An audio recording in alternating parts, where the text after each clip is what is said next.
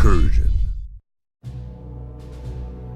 I've been kicking around this idea for a while now, probably years at this point, mostly because I'm just lazy.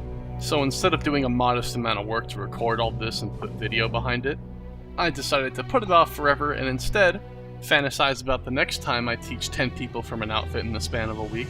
I'll have a video to give them instead, so I don't have to spend 1 to 2 hours per person for a large group of people. And then I forget about doing it and I just repeat the whole cycle over again. But this time I somehow managed to muster up the willpower to actually make the damn thing. So, here we are. And with that out of the way, we can actually get into the meat of this video series.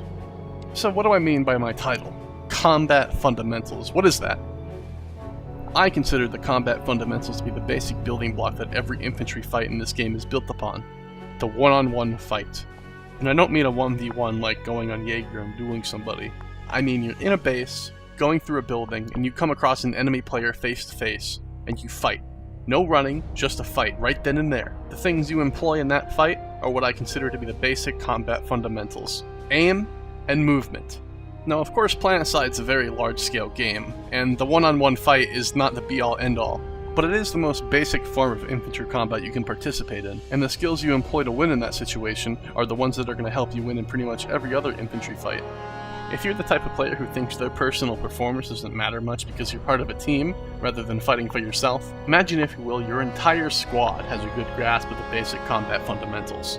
Everybody knows how to strafe properly, everyone knows how to burst, everybody has a good sensitivity, and suddenly you're a much bigger threat. Even against players who have 6,000 hours and can play the game with their monitor off. No matter how good someone is at this game, they still die in the same amount of headshots as everyone else. Of course, you're still going to be at a disadvantage fighting one of these highly skilled players.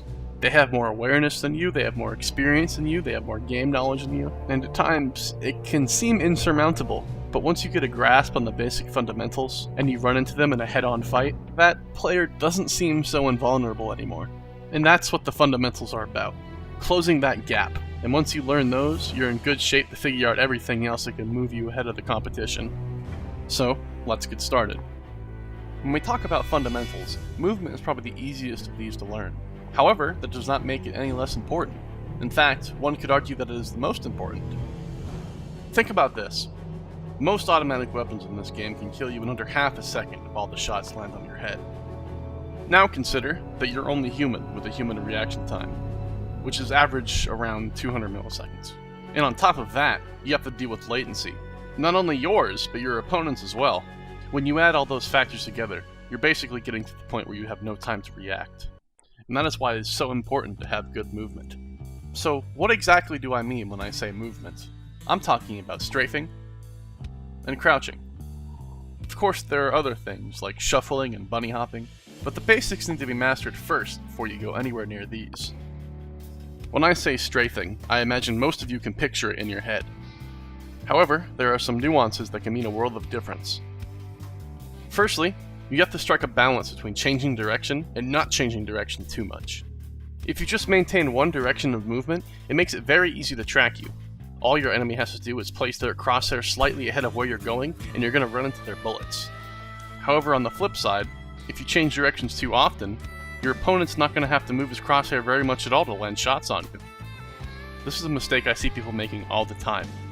If you jitter in place like this, you become a very easy target. You may as well not have moved at all. So do your best to strike that balance.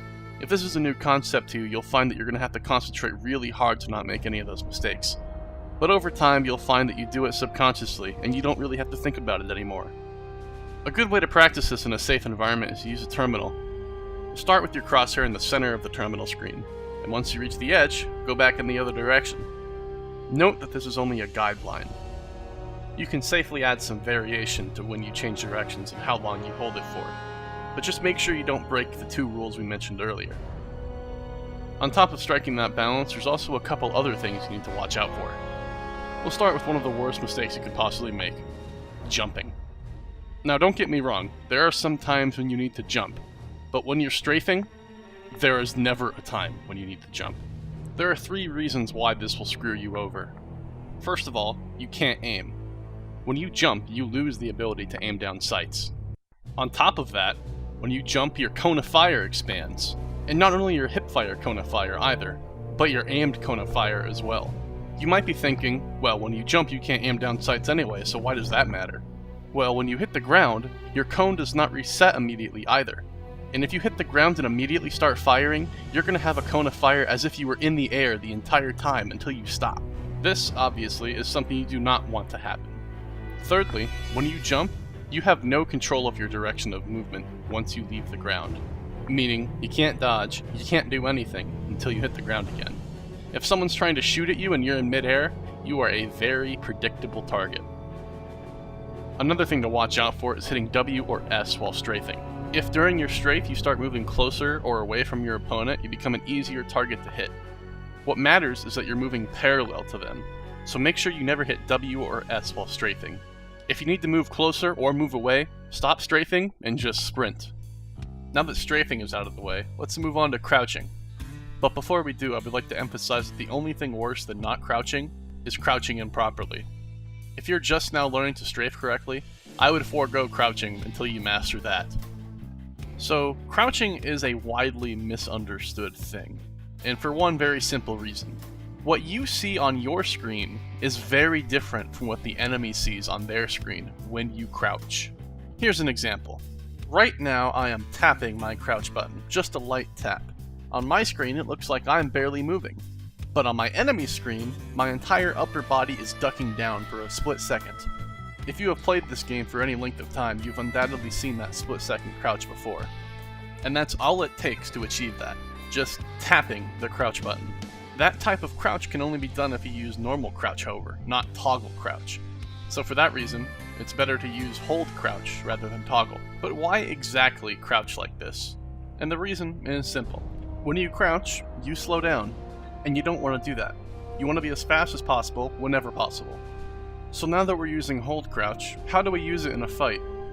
And it's pretty simple.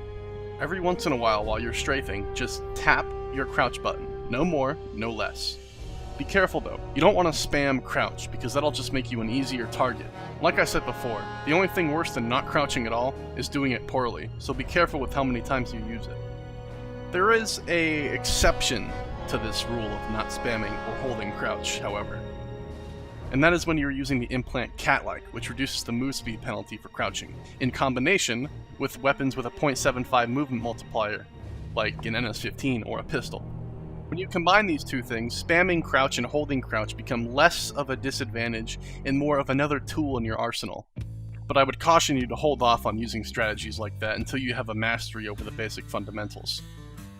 And that's all there is when it comes to movement fundamentals. Check out the next video in the series where we talk about aim and your sensitivity settings. Double kill, triple kill, multi-kill, mega kill. I need you out for the place. Monster. Full pen. I got it. Ludicrous kill. I'm dead. Give me the bats. Accuracy. Dominating. Collapse on point.